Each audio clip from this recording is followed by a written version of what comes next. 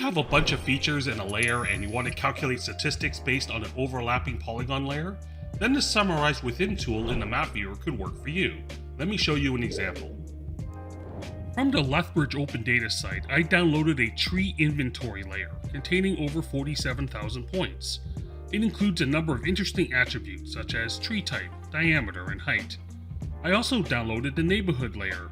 I want to break down the statistics of the tree layer by neighborhood. To do this, I will launch the analysis tools in the map viewer and locate the Summarize Within tool inside the Summarize Data category. I'll choose trees as my input features and neighborhoods as my summary polygon layer.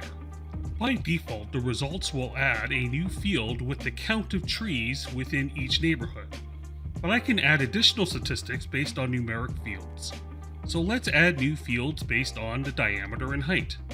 I will select all for both attributes, which will calculate summary fields for the sum, minimum, maximum, mean, and standard deviation.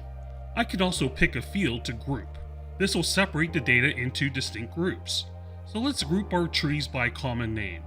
I will also obtain the minority and majority values to determine which tree type is most prominent in each neighborhood. Last but not least, let's give our results layer a name. Let's run the tool and see what happens. Let's check out the results.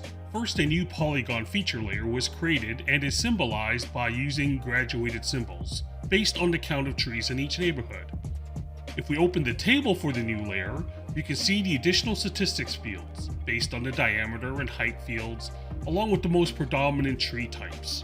We can now use these new statistics fields for analysis.